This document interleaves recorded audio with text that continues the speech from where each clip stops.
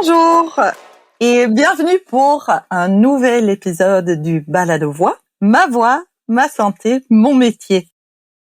Je suis Ingrid Verdocht et j'ai avec moi Krishna Martineau, enseignante. Bonjour Krishna. Bonjour. Et Anne-Marie Vachon, orthophoniste. Salut Anne-Marie. Salut Ingrid, salut Krishna. Salut.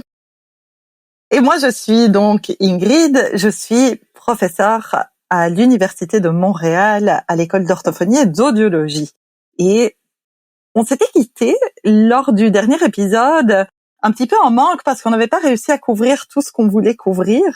On s'était intéressé à ce qu'on peut faire vraiment dans les milieux pour préserver sa voix. Et on a surtout parlé d'approches de gestion de classe qu'on peut mettre en place de manière individuelle.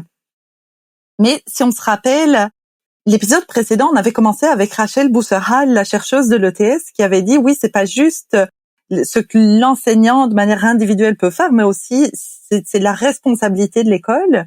Puis toi, Krishna, tu avais très brièvement effleuré le code de vie dans les écoles et que déjà dans le code de vie, on peut instaurer une certaine philosophie dans l'école. Tu as même évoqué le fait que au moins une école, en tout cas, parle même de mode de vie plutôt que de code de vie. C'est quelque chose de moins punitif ou prescriptif.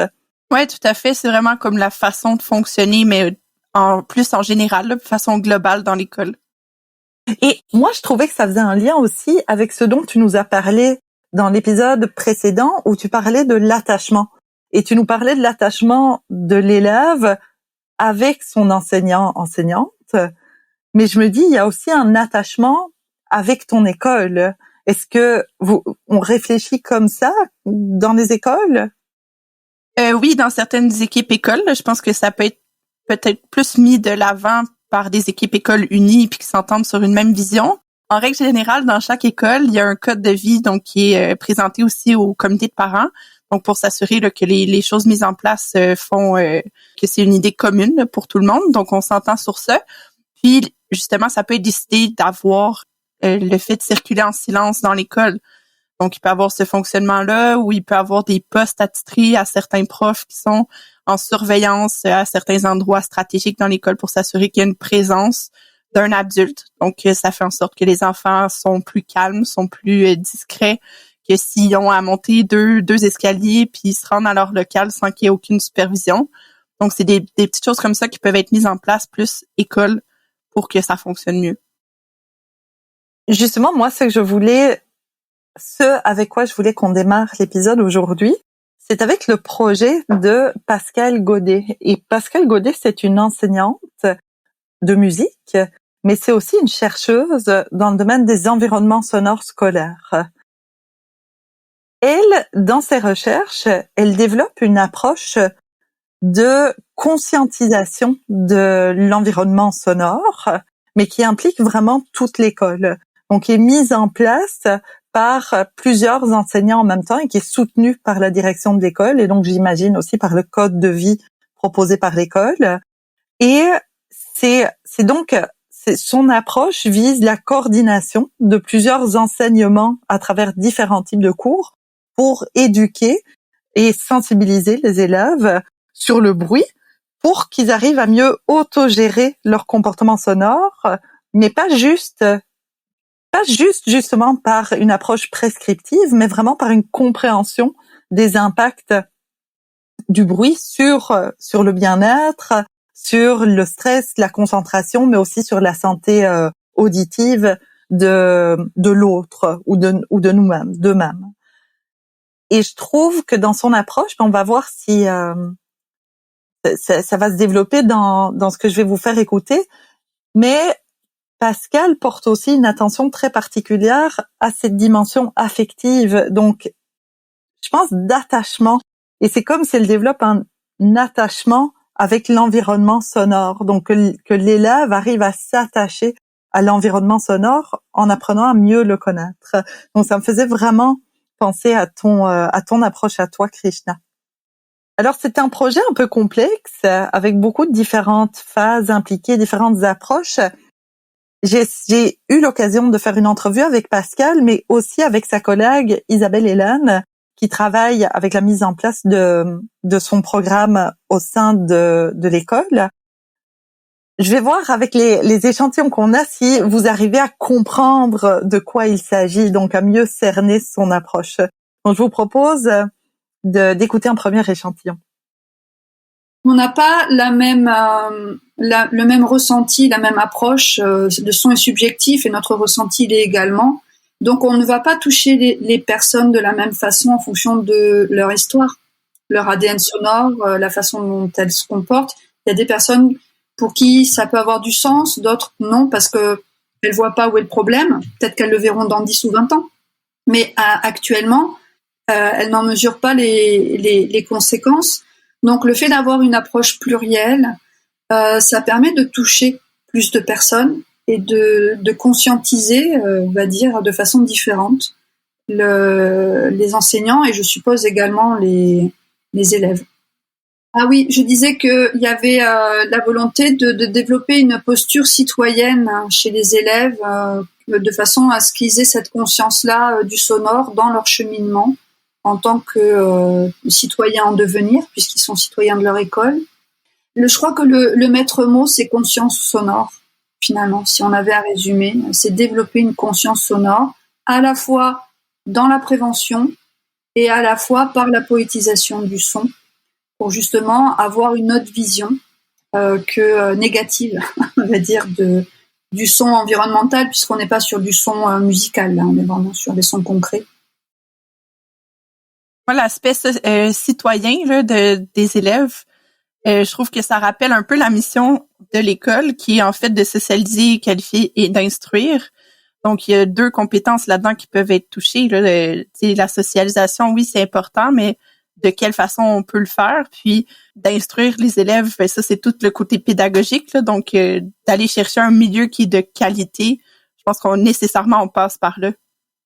Et malheureusement, ça a été comme oublié que l'ADN sonore, l'environnement sonore faisait partie de ces valeurs-là, tu sais, parce que dans le dernier épisode, Rachel nous parlait que tu sais c'était souvent trop coûteux, que c'était pensé par après, tu sais, fait que puis pourtant tu sais les architectes puis les ingénieurs, souvent c'est des gens qui ont quand même cette conscience-là, mais on leur met des limites, tu sais, on leur a mis des limites quand ils ont eu la construction, tu sais, de nos édifices. Fait que tu sais c'est ça, moi je pense que c'est quelque chose qui a comme été oublié, le son.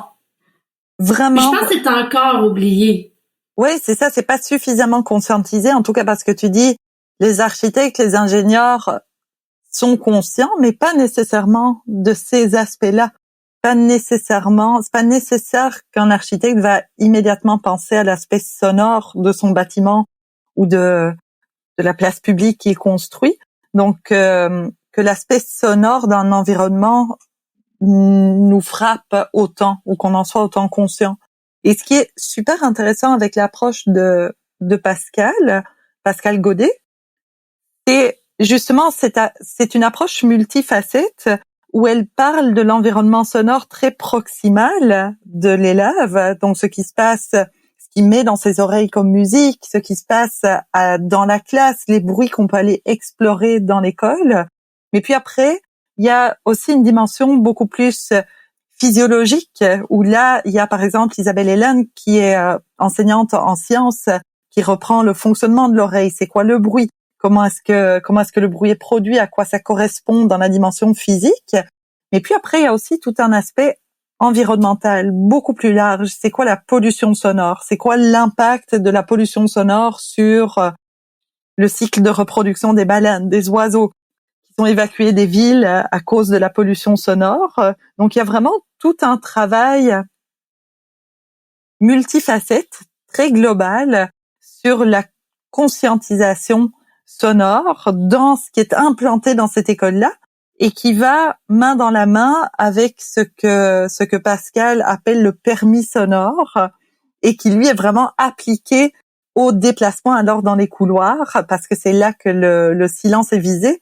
Tu disais, Krishna, tout à l'heure, on peut avoir ça dans le code de vie, justement, de dire on se déplace en silence dans les couloirs, mais c'est pas nécessairement facile d'avoir ce silence-là si on n'a pas comme on l'a vu dans les techniques de gestion de classe individuelle dans l'autre épisode, si on n'a pas expliqué pourquoi on le fait et si on n'a pas créé un engagement chez l'élève à vouloir obtenir pas ce silence, parce que c'est pas un C'est silence. difficile, c'est quand même difficile, mais c'est de limiter les bruits d'ambiance dans le corridor parce que ça reste un milieu qui est commun, puis ça arrive que des fois les récréations sont décalées, donc pendant que les petits se préparent à aller à l'extérieur, les grands sont encore en travail.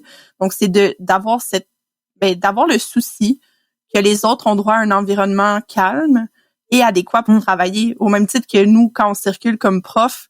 Moi, ça m'est arrivé d'avoir la réflexion, oh, je suis en train de parler avec mon collègue, puis on est dans le corridor, puis oui, on a envie de le faire. Donc, de se mettre à la place de l'enfant aussi, qui a peut-être envie de jaser avec son ami, qui s'est retenu pendant toute la période, mais de dire, OK, garde, dans 2 minutes, quand tu seras rendu à la récré, ce sera le temps de jaser avec ton ami, mais d'être capable de patienter. Donc, d'avoir cette conscience-là de limiter autant que possible, parce que c'est dur d'exiger le silence complet, puis il faut pas oublier que ce sont des enfants aussi. Puis moi, je pense aussi que, tu sais, on parlait des gestions de classe, mais ça, c'est vraiment propre aux enseignants, hein. Puis alors que, tu sais, le code de vie, le mode de vie dans l'école, c'est propre à l'équipe école. Et, tu sais, si je me trompe pas, là, on a les directions qui rentrent dans les équipes écoles et tout. Donc, si la valeur sonore ou, tu sais, l'environnement est pas retenu, je pourrais dire, comme étant une priorité pédagogique. Il peut avoir un laisser-aller très rapidement. Exactement. Donc, tu sais, après ça, c'est difficile d'implanter des règlements comme ça qui sont plus généraux si, à la base même, tu sais, les gens qui nous demandent de prendre des décisions sont pas réceptifs à nos suggestions ou à nos décisions parce que pour eux, tu sais, l'environnement sonore est pas primordial, là. Moi, je vous propose d'écouter justement Isabelle Hélène, donc l'enseignante qui collabore avec Pascal, qui explique pourquoi c'est important justement que ce soit quelque chose qui est adopté par toute l'école.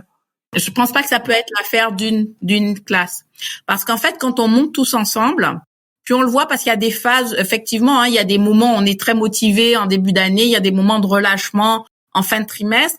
Et dans ces moments-là, il y a des collègues qui arrivent, des collègues qui partent. Il y a une information, on verra après. Mais on voit bien il suffit qu'un collègue laisse un peu ou que nous-mêmes nous soyons fatigués, on voit bien les changements. Et si on est le seul à le faire, ça porte pas vraiment ses fruits, en tout cas pas suffisamment, parce que on est gêné par ceux qui viennent et du coup ça fait comme une propagation. Si ceux qui sont derrière parlent, c'est difficile de demander à mes élèves de faire attention dans leurs déplacements ou quand ils se rangent. Donc c'est nécessaire que ce soit l'ensemble de l'école.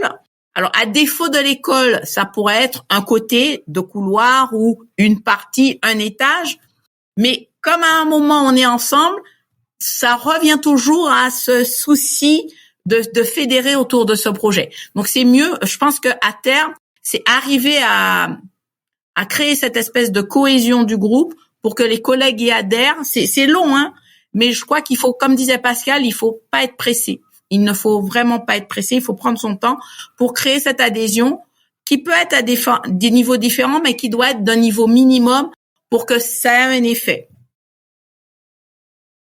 Ça demande de la rigueur, en d'autres mots. Ça demande une rigueur de la part des adultes pour mettre en place et appliquer de façon constante, autant que possible, pour que ça ait un certain sens. Comment je vois ça, c'est que ça demande de la rigueur, mais quand tout le monde comprend l'importance de cette rigueur-là, ça devient essentiel pour les gens. T'sais, pourquoi pour moi, en tant qu'orthophoniste, c'est important de boire beaucoup d'eau? C'est pour la prévention, tu sais. Mais c'est un petit peu la même chose. Tu sais, moi, je vois vraiment ça comme c'est un mode de vie. Parce que maintenant, moi, je le comprends, j'y admets son importance. J'y mets son sceau là, d'importance. Donc, j'ai pas besoin de me dire que ce comportement-là, j'y réfléchis plus. Tu peux pas être convaincu parce que tu le sais que c'est normal. Ça devrait être fait. Exactement. Puis c'est là où souvent ça repose sur les épaules des enseignants qui ont des troubles de voix, je trouve. D'aller d'aller véhiculer que ça a son importance, là. Parce que quelqu'un qui perd pas la voix souvent va se dire, ben moi, ça me dérange pas que les élèves parlent un peu. Mais le parler un peu va finir par se transformer en parler beaucoup puis parler plus fort. Donc, c'est sûr que le bruit ambiant va augmenter sans cesse. Et puis, ça me fait penser aussi à ce qu'on a déjà abordé, que cette complexité du bruit, de se dire est-ce que c'est du bruit, pas du bruit, juste des sons forts. Et on avait dit dans un épisode, oui, mais il y a comme l'effet conscient du bruit sur nous et puis l'effet inconscient. Et puis je me dis, même si on n'a pas un problème de voix, mais très probablement ce bruit qui est là, constant, il peut nous affecter sur le plan de notre niveau de stress, de notre niveau de bien-être, même sans qu'on ne relie cet état-là chez nous à la présence de bruit. Donc de pouvoir faire, je dirais, c'est un petit peu, attention, peut-être que le lien est un peu fort, mais c'est un petit peu comme si on est dans une relation abusive ou une relation toxique et on a rien vécu d'autre, ben on s'habitue à ça, on se rend pas compte de l'impact que cette relation va avoir sur nous. Et puis c'est juste en se retirant de cette relation, en faisant l'expérience de quelque chose d'autre, qu'on se rend compte que mince, alors ça me faisait pas du bien, ça me faisait du mal. Et je me dis que ça peut être pareil avec les environnements sonores. On finit par s'habituer au bruit. On finit par pas s'adapter, je pense, parce que ça continue à nous nuire, mais on le tolère. Ouais. C'est vraiment ça. Et puis on oublie ce que ça peut être quand il y en a pas. Mais quand d'un coup on en a plus, d'un coup on peut se dire ah oui, en fait ça me fait du bien. Il y a pas une allégorie de ça. Je pense que c'est pas une expérience qu'on veut faire là, mais si un crapaud est mis dans de l'eau puis que l'eau qu'on la chauffe, il va s'adapter, mais à un moment donné, il va être trop tard. Donc, c'est un peu l'allégorie à laquelle ça me fait penser. Là. Oui, on finit par plus le sentir, par plus en être conscient. On perd sa conscientisation, en fait, vraiment. Donc, il y a... Oui, pour revenir sur l'approche de Pascal Godet, il y a quelque chose dans la dimension de conscientisation, vraiment du son qui nous entoure, pas seulement comme quelque chose de négatif, mais vraiment avec un retour. Elle dit, c'est une poétisation. Donc, elle a une approche en tant que prof de musique. Je pense que ça lui vient naturellement de poétiser le bruit.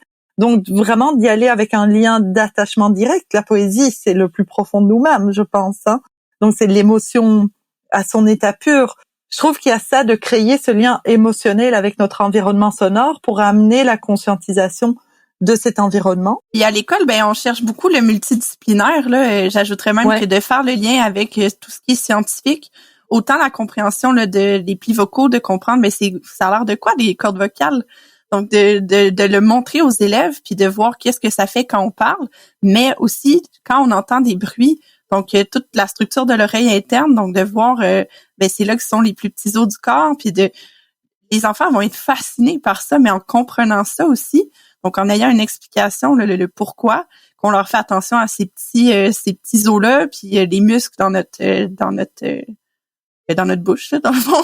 Donc, oui, c'est au niveau plus simple pour que les enfants puissent le comprendre, mais je pense que tout ça, ça aide à ce qu'on fasse des références, de dire, là, c'est pour ça qu'on applique la règle plus silencieuse dans l'école, puis qu'on s'entend sur une règle commune. Donc, que tout le monde puisse adhérer à cette règle-là.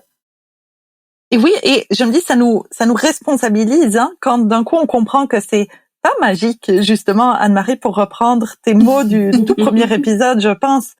C'est pas magique, le bruit, la voix. Le bruit, il est là parce que j'ai eu un comportement qui a amené ce bruit. Et puis, ce comportement-là, lui, il a un effet sur la personne qui est à côté de moi ou sur moi-même. Et tout ça, ça a une explication très, très concrète. On peut toucher ces muscles, on peut voir les petits osselets de l'oreille, on peut... tout ça, ça peut se comprendre, ça peut devenir très concret. Moi, je vous proposerais aussi d'écouter Isabelle Hélène qui explique l'effet d'habituation, mais comme en sens inverse, avec justement les résultats du projet de Pascal. Eh bien, c'est une remise aussi en question, puis un retour, parce qu'au début, on sait bien tu le disais au début, qu'on a des problèmes de voix. On sait bien que il y a la gestion de classe et tout ça. Mais du coup, j'ai trouvé que c'est très intéressant. En tout cas, moi, j'ai appris beaucoup sur l'environnement sonore et la pollution sonore et l'amélioration de l'environnement sonore. Parce que oui, bon, on entend nuisances, etc. Mais je trouvais que et l'aspect prévention, c'est-à-dire vraiment les impacts du son sur notre vie, pas seulement à l'école, mais dans notre vie générale, puis aussi l'aspect poétisation, c'est-à-dire que ce son qui peut nous perturber peut aussi nous titiller, venir nous allumer sur des choses. Alors c'était ces deux aspects du son qui peut être agressant, mais qui peut être aussi intéressant, qui nous remet en question, qui vient nous chercher, et puis qui réveille en nous, parce qu'on vit le son aussi en fonction de ce qu'on est. Alors ça fait revenir des souvenirs, enfin voilà. Donc moi j'ai trouvé que c'était intéressant cet aspect-là. C'était quelque chose qui revenait souvent dans nos réunions d'enseignants.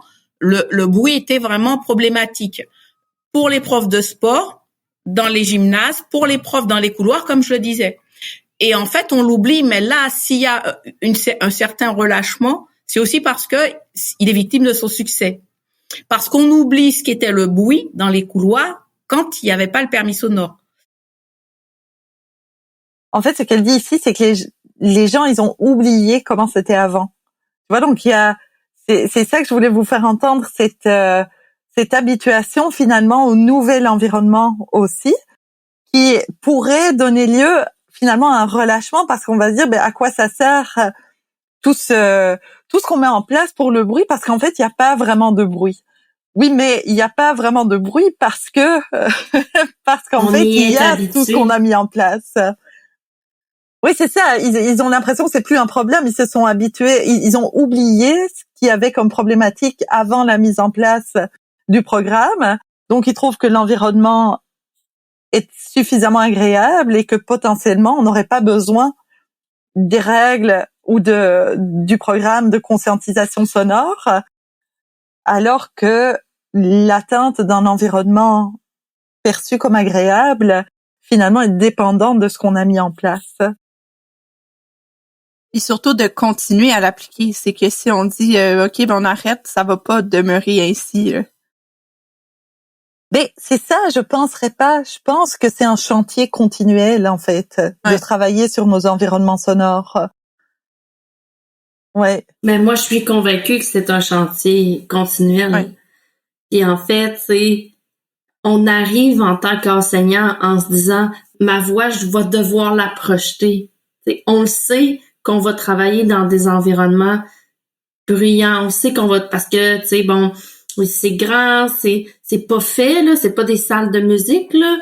C'est pas fait nécessairement pour, justement, avoir une qualité acoustique faramineuse, là, ces salles-là. Fait que, en tant qu'enseignant, on se positionne, on se dit, ma voix, c'est sûr que je vais devoir la projeter. Moi, je pense que c'est un travail continuel parce que, justement, plus je vais adapter mon environnement pour avoir moins à la projeter. Puis on parle de technique de gestion de classe, mais on parle aussi de gestion de l'environnement sonore, puis justement de tout ce que nous-mêmes on peut faire là, pour mieux projeter notre voix. Fait que c'est vraiment, c'est ça. Moi, je trouve ça, c'est sûr que c'est un travail continu. Mais c'est un travail pour prendre soin de nous. Exact. Moi, je profite de ce que tu dis, tu revenais sur le fait de projeter la voix, puis des choses qu'on peut faire. Ça nous amène sur la seconde partie de cet épisode qui porte sur l'amplification vocale, les amplificateurs vocaux.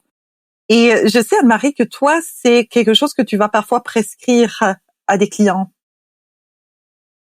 En fait, on va pas dire prescrire parce que moi, je ne peux pas prescrire. Ah non, je retire. Toi, tu vas parfois conseiller.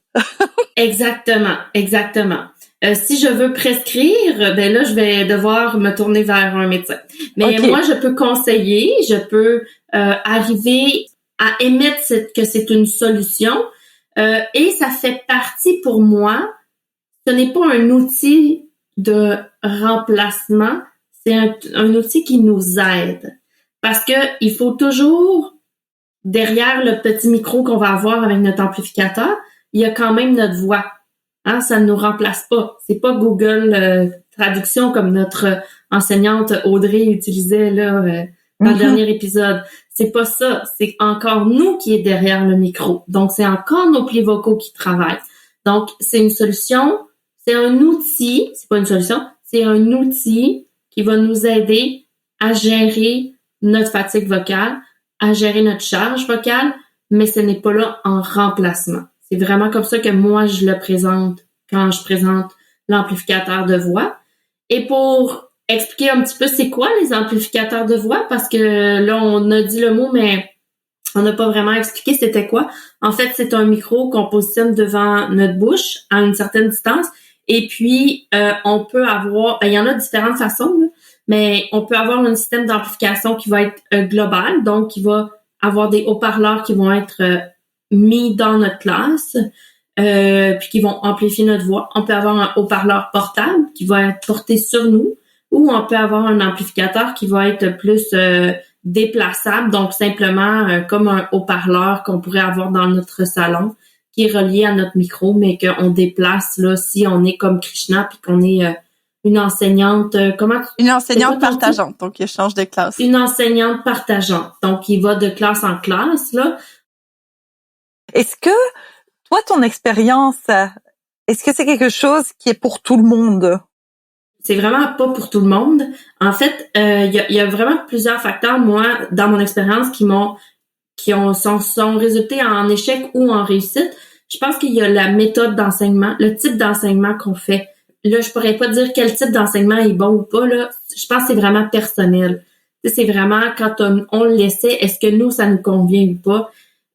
Ensuite, les environnements sonores dans lesquels on en a parlé beaucoup en début d'épisode, là, mais des fois, il y a des environnements sonores qui sont pas pratiques pour les amplificateurs vocaux, surtout ceux qui se portent sur nous, là, parce que c'est pas de la haute technologie, là, je pourrais dire.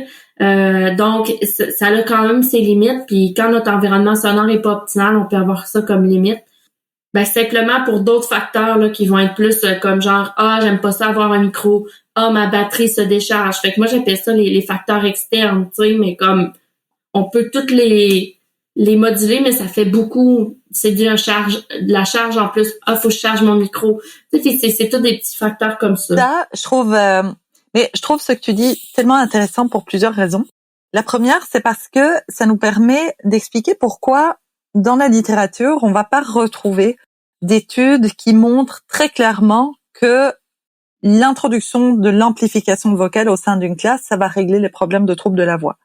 Donc, c'est pas un remplacement, comme tu l'as dit. On continue à utiliser notre voix. Donc, si on a des mauvaises habitudes ou si on a il nous reste des comportements qui sont négatifs pour notre santé vocale, ben c'est pas l'amplificateur qui va tout résoudre. Mais comme tu dis, c'est pas non plus pour tout le monde. Donc, ça se peut, comme tu dis, que ça devienne une charge supplémentaire pour l'enseignant qui dépasse finalement peut-être le trouble vécu par le problème de voix de l'enseignant. Donc, c'est pas nécessairement que l'amplificateur va vraiment être utilisé tout le temps. C'est pas. Donc, ça, c'est une des choses que je trouvais intéressante. Et puis, c'est que c'est de nouveau un travail finalement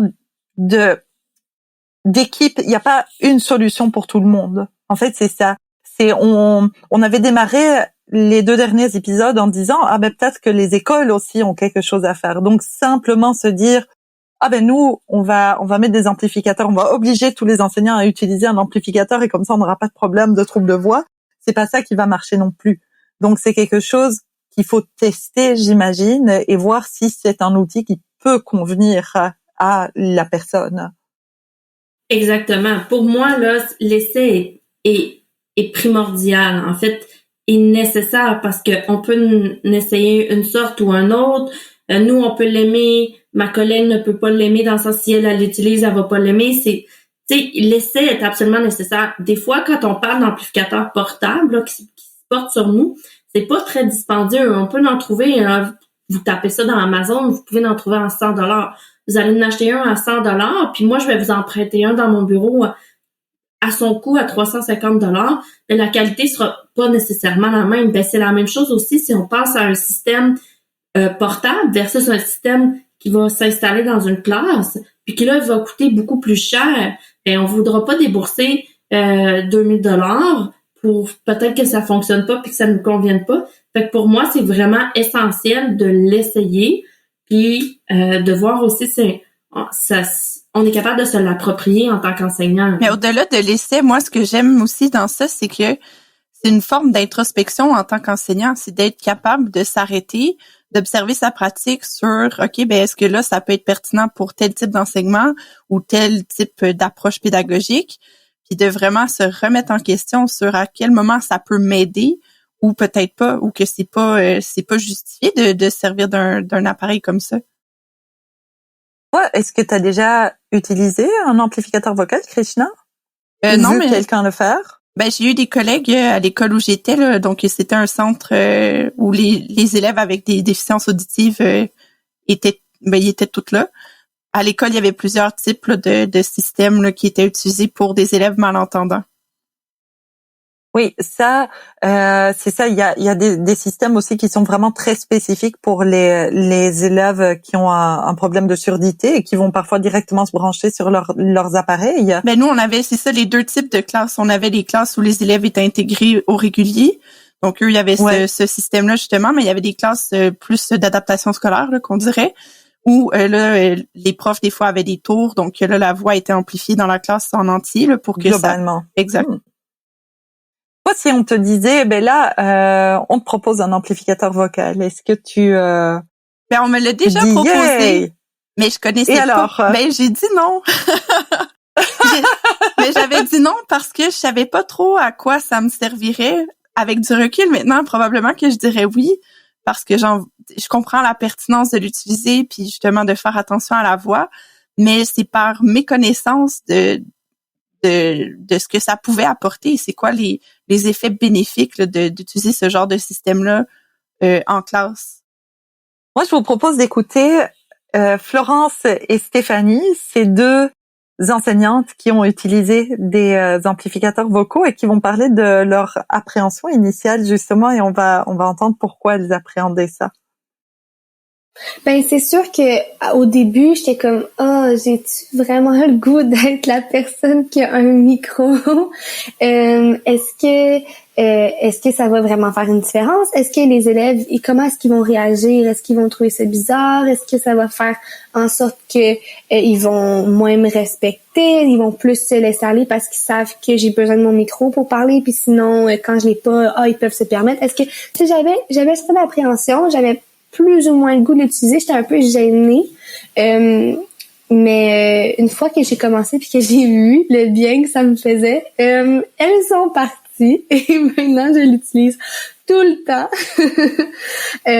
parce que les bénéfices sont plus grands que les petits inconvénients là. C'est un peu involontairement un tabou. C'est t'es pas assez fort de la voix. Non, c'est pas parce que je suis pas assez fort de la voix, c'est parce que si je la brise, ma voix, j'en ai pas une de remplacement. C'est comme un œil. Si je me crève un œil, il n'y a pas personne qui va m'en redonner un. Krishna, est-ce que ça t'étonne, ce que tu entends là? Non, mais j'ai eu des parties de réflexion similaires là à la première qu'on a entendue. Là. Je me disais, pourquoi je m'en servirais? Puis qu'est-ce que les élèves vont penser? Peut-être pas nécessairement ça, mais juste d'entendre sa voix aussi, parce que ça amplifie. Donc, c'est sûr qu'on a comme le retour, là, donc on entend notre voix. Donc voilà, c'était des appréhensions, mais surtout par une certaine incompréhension de l'utilisation de l'appareil en soi. Mm-hmm. Il faut pas penser non plus que c'est parce que vous allez venir dans le bureau d'une orthophoniste en tant qu'enseignant avec un trouble de la voix que vous allez avoir automatiquement un amplificateur de la voix. Tu sais, c'est pas vrai. Tu sais, Stéphanie, la professeure Stéphanie, c'est beaucoup par rapport à la stigmatisation qu'il y avait. Tu sais, je suis faible de la voix. Mais tu sais, moi, c'est quand même pas tous les professeurs à qui je recommande, parce que tantôt on a dit c'est un outil parmi tant d'autres. C'est ensemble, c'est encore notre partenariat enseignant, orthophoniste. C'est quoi nos solutions ensemble? Tu sais, c'est quoi nos objectifs? Comment on peut y arriver? C'est un outil parmi tant d'autres. Comme tu dis, de prescrire des choses, ça peut varier autant d'une personne à l'autre, puis qu'une personne va pas réagir de la même façon à cette prescription-là ou à un autre type de prescription. Exactement. Puis tu sais, c'est ça. Donc, il y en a des gens qui vont l'accepter, alors que pour moi, tu sais, c'est pas l'outil essentiel. Puis bon, ben finalement, ça va se traduire en une utilisation régulière, puis des bénéfices importants. Puis il y en a d'autres que dans ma tête, je me dis, oh mon Dieu, ça serait tellement bon, tu sais, ils pourraient tellement en profiter. Puis que j'ai des noms catégoriques, je reçois des noms catégoriques. Puis c'est correct parce que nous, en tant que professionnels, on respecte vos décisions, on respecte les décisions des clients. Donc, on module nos outils, on change nos outils. Donc, on peut l'essayer. Si ça convient pas, ça convient pas. Tu sais, si ça convient, tant mieux. Puis là, on fait des démarches pour découvrir encore plus le modèle vers lequel nous conviendrait le plus. Tu sais, c'est vraiment encore une question de partenariat. Mais moi, j'ai hâte d'en savoir un peu plus parce que, dans le sens que une fois que c'est prescrit, une fois qu'on a essayé, puis si ça fonctionne, si c'est bénéfique, de voir qui prend en charge justement le montant que ça coûte, qui implante ça. Parce que moi, j'ai des collègues pour qui ça a été difficile ces démarches-là, puis que ça s'est arrêté ou ils se sont limités à... Krishna, Ouais. on a un épisode entier consacré à ça. Alors, tu vas écrire toutes tes questions sur une petite liste et les réserver pour notre invité de l'épisode prochain qui sera avec nous en studio d'ailleurs et dont l'expertise c'est justement ces aspects légaux, santé, sécurité au travail. Ouais. Donc, on va avoir des questions pour lui, ça c'est certain. Finalement, les appréhensions de Florence, est-ce que c'était aussi, est-ce que c'était justifié d'avoir les appréhensions qu'elle avait? Je dirais que les élèves, ils posent beaucoup de questions. Ils sont, pourquoi t'as un micro? Hein? Pourquoi t'as ça? Mais une fois que t'expliques, tu dis, parce que j'ai des problèmes avec mes cordes vocales, avec ma voix. Donc, pour pas trop me fatiguer, mais j'utilise un micro comme ça, tu m'entends super bien. Puis moi, je me fatigue pas. Ils comprennent. Puis ils sont comme, OK. Puis c'est tout. Ça finit là. Ils sont genre, OK. Puis ils l'acceptent. Puis ils s'habituent. Puis quand tu le mets pas, puis tu te mets à parler, ils sont comme, t'as pas mis ton micro pour nous parler. Puis ils me rappellent que je dois l'utiliser. Donc, ils sont super coopératifs et compréhensifs. C'est sûr que quand je suis en suppléance, puis j'ai un groupe juste pour une journée qui me connaissent pas puis que je connais pas, c'est moins facile, c'est moins bien. Mais une fois que les élèves te connaissent et sont habitués, il y a vraiment aucun problème, là. Je te dirais que c'est moi qui suscite les discussions. Les gens sont comme, oh, c'est quoi que t'as là? Et là, je te dirais qu'il y a des professeurs qui sont pas vraiment intéressés à comprendre, puis ils sont pas intéressés, mais il y en a d'autres qui me voient puis sont comme, waouh, j'aimerais tellement ça en avoir un moi aussi. Si j'avais eu ça il y a 20 ans, c'est où que tu l'as acheté? Je vais aller m'en acheter un moi aussi. J'aimerais vraiment ça. Donc, c'est sûr que ça suscite les discussions. Puis, la plupart du temps, les enseignantes sont vraiment intéressées à en avoir un. Puis, c'est sûr que ça déclenche les discussions de ce côté-là, ouais. Krishna, je te laisse revenir.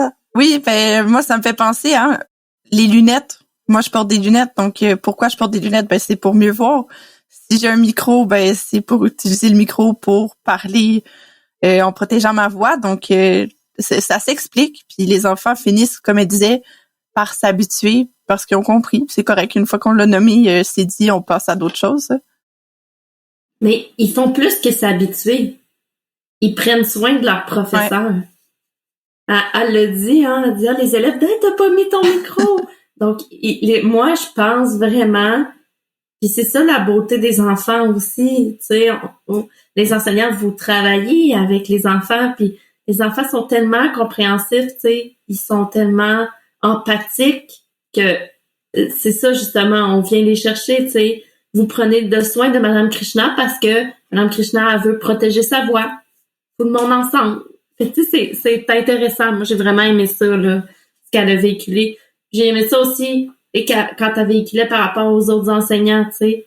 Il y en a qui disent, si j'avais eu ça il y a 20 ans. Ben oui, c'est ça. C'est dommage, c'est vrai. Mais il y a peut-être eu aussi, comme elle a dit, une part de jugement là, de certains de dire là, la petite jeune avec son micro. Mais ça doit être en minorité, peut-être. Là. Moi, je me dis que c'est ça qui ressort aussi, effectivement, de son témoignage, de dire, oui, peut-être qu'il y en a qui jugent. Il y a toujours quelqu'un qui juge autour de nous. Exactement. Et puis, finalement, c'est qui nous on choisit d'écouter, qui nous on choisit de regarder, parce qu'on est aussi toujours entouré par des supporters, des gens qui nous encouragent et qui sont positifs. Ouais, moi, ce que je retiens dans ce qu'elle dit, c'est vraiment l'engagement de ses élèves, finalement. Comme tu disais, Anne-Marie, que c'est cette équipe dont je parlais dans l'épisode précédent que je trouvais, Krishna, que tu montrais, tu décrivais très clairement que c'est un travail d'équipe entre l'enseignant et l'élève aussi. Et puis là, on voit que c'est une prise en soin mutuelle des deux parties. Et je trouvais ça vraiment très beau. Tu avais des questions un peu plus techniques, Krishna, au niveau des coûts, où est-ce que ça se trouve? Donc, il y a une partie qu'on va voir plutôt dans le prochain épisode, mais je vous propose quand même d'écouter Stéphanie et Florence sur comment elles ont trouvé leur amplificateur. Et puis, je sais plus si on l'a nommé, mais Florence, c'est quelqu'un qui a travaillé avec toi, Anne-Marie. Donc, je pense qu'elle le dit dans ce petit segment-là. Donc, si on entend une référence à Anne-Marie, c'est à toi, effectivement. Oui. Donc, j'ai eu la chance que Anne-Marie puisse m'en prêter un pour commencer, pour que je l'essaye, parce que c'est sûr que j'aurais pas voulu dépenser de l'argent pour avoir un micro que je savais même pas si j'allais aimer. Donc, j'ai pu en avoir un qui m'a été prêté. Puis, une fois que j'ai réalisé que ça m'aidait vraiment, j'en voulais un. Et là, justement, je pars travailler dans un camp de vacances où on va être dehors tout le temps, encore une fois animé. Je me suis dit, OK, là, il m'en faut un vraiment là pour cet été. Puis, j'ai dû débourser pour l'avoir parce que je suis pas employée d'une école, donc il n'y a pas d'école qui pouvait m'offrir ça, l'université non plus, donc ça a vraiment dû être de mes propres sous. Si on en veut un bon, tu sais, j'étais allée voir sur Amazon, je magasinais, puis il y en avait à 50$, mais c'est pas de la bonne qualité, c'est pas quelque chose qui va durer, c'est pas, tu sais, il y a pas une grande batterie, etc., etc. Donc, pour en avoir un, justement, qui est conseillé des orthophonistes, c'est quand même assez dispendieux, c'est environ 250$, 300$. Puis, donc, c'est sûr que c'est une dépense qui était pas planifiée, mais qui est rendue nécessaire pour moi, donc. J'ai essayé d'acheter quelque chose ici au Québec, là. Un amplificateur qui se transporte. J'ai pas trouvé aucune compagnie pour m'en procurer. La seule endroit où j'étais capable d'en trouver, c'est sur Internet. C'est toutes des affaires qui viennent des États-Unis, de la Chine. Le premier que j'avais, c'était un sans fil, c'était un Bluetooth, connexion Bluetooth. Mais, tu sais, moi, en étant en éduc, le micro est devant ma bouche pour que je parle au groupe. Mais quand je fais une intervention avec un enfant, je veux pas que tout le groupe soit au courant. Fait que je bougeais le micro pour parler seulement à l'enfant. Fait à force de bouger le micro, la connexion se faisait plus bien dans mon micro, fait que le son coupait. Et moi, si le Bluetooth ne connecte pas, je peux plus, là. C'est plus fiable avec fil. Puis moi, je sors même s'il pleut, fait qu'il fallait que j'en trouve un qui est waterproof, imperméable aussi, là. Alors, j'ai cherché longtemps sur Internet avant de trouver, puis j'en ai fait venir 3. Il y en a un qui a brisé après une journée, il était cassé. T'sais, il a fallu que je dépense l'équivalent de 150$ avant de trouver celui à 75$ qui est correct pour moi, là. Je l'ai revu sur Internet récemment, fait que je m'en suis commandé un deuxième. Parce que je me dis, s'il casse demain, puis qu'après-demain, j'enseigne, je serais pas capable. Là, fait qu'il faut que j'ai un backup qui soit prêt à l'usage tout le temps. Il est toujours proche au cas où, là, parce que je pourrais pas penser à enseigner sans ça.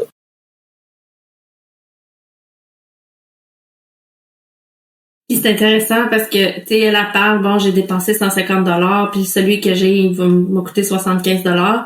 Mais tu sais, moi, je peux en prêter. J'en ai plein là dans ma clinique. Là, j'en ai différents modèles.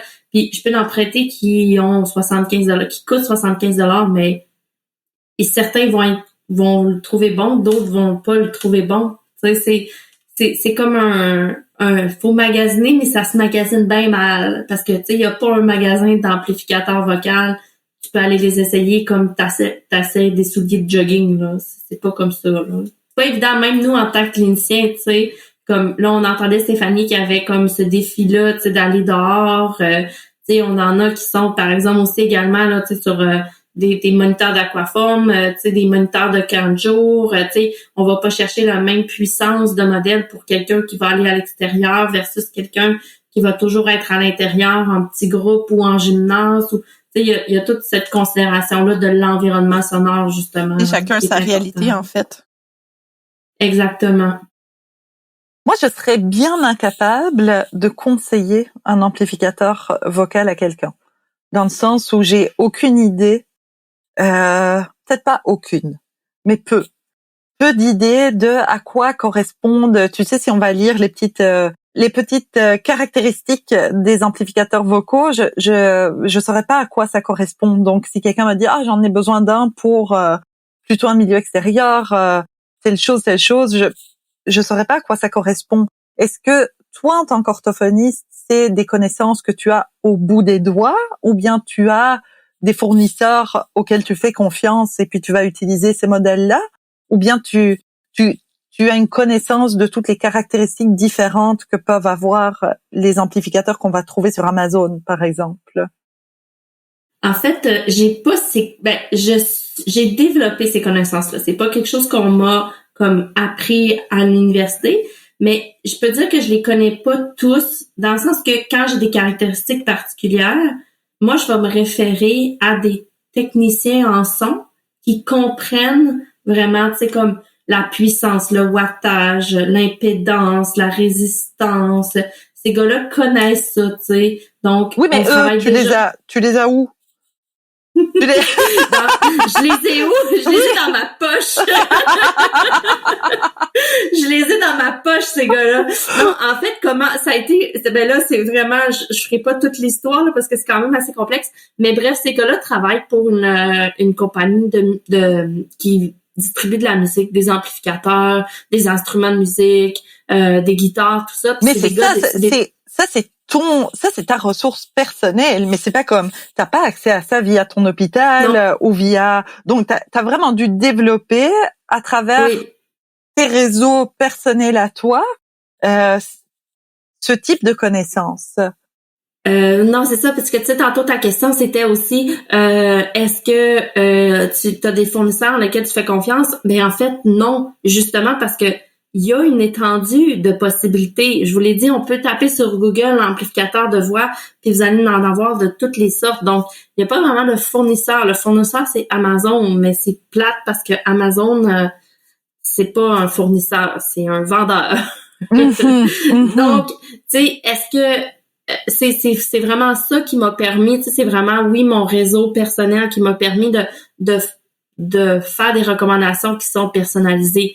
Mais là, tu sais, à travers notre milieu d'orthophoniste, on essaie justement de se développer ces compétences-là entre orthophonistes qui travaillent en voix, justement, mais encore là, c'est des connaissances qu'on va se développer entre nous, qu'on va se transmettre entre nous. C'est pas rien de, il n'y a pas de scientifique ou de données probantes derrière tout ça, là. Mm-hmm.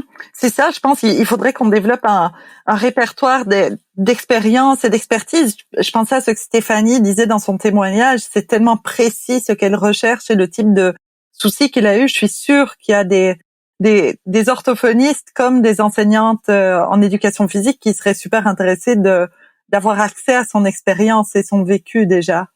Oui, certainement. Je pense qu'on arrive au bout de cet épisode-ci. Moi, j'ai envie que, quand même, avant de dire bye bye, au revoir, qu'on ait un petit wrap-up, un petit mot de la fin. On reste avec quoi de cet épisode-ci? Ben, le travail d'équipe, un peu ce que tu avais mentionné au dernier épisode. Le travail d'équipe, autant d'aller solliciter les élèves, de travailler avec l'équipe école, de peut-être faire alliance avec des orthophonistes qui peuvent aider dans des milieux plus particuliers. Donc, d'aller chercher l'information nécessaire pour mettre en place des choses qui vont fonctionner, mais plus globalement, si on veut.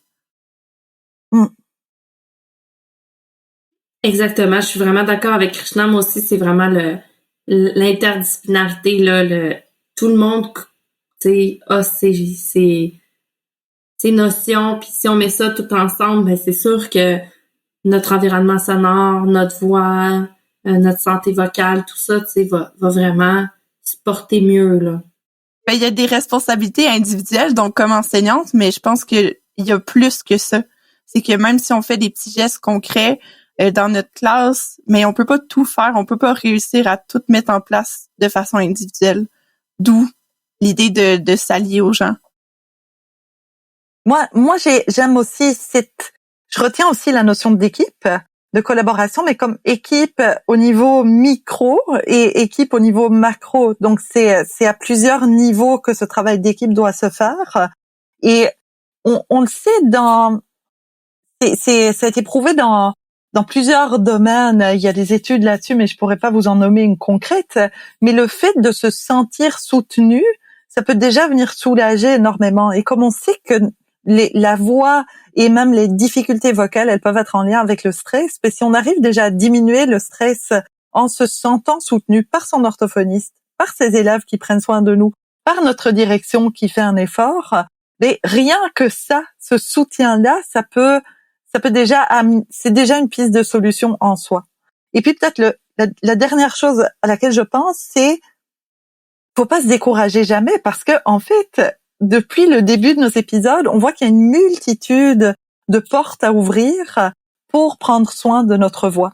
Et comme tu disais, Krishna, on peut pas tout mettre en place en une fois. Anne-Marie, tu le disais dans l'épisode précédent, on peut pas se sentir coupable de pas tout faire bien, mais il y a certainement toujours quelque chose qu'on peut faire. Et puis on va peut-être pas trouver la bonne solution pour nous tout de suite, mais alors on peut ouvrir une autre porte, regarder derrière celle-là et voir si c'est ça qui va nous convenir. Donc, jamais besoin de se décourager. Il y a toujours une solution. Ah, c'est bien dit. C'est des merveilleux mots. C'est magique. Oui, c'est magique.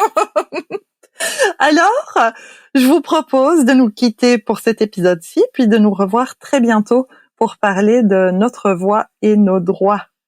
À très bientôt, Anne-Marie. À très bientôt, Krishna. Bye. Salut.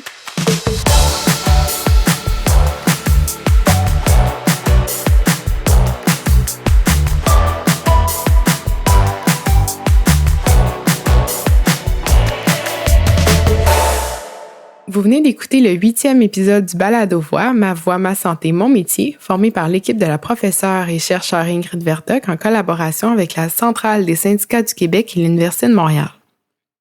Dans l'épisode de cette semaine, les animatrices ont abordé la gestion du bruit à l'aide d'outils supplémentaires tels que les amplificateurs vocaux.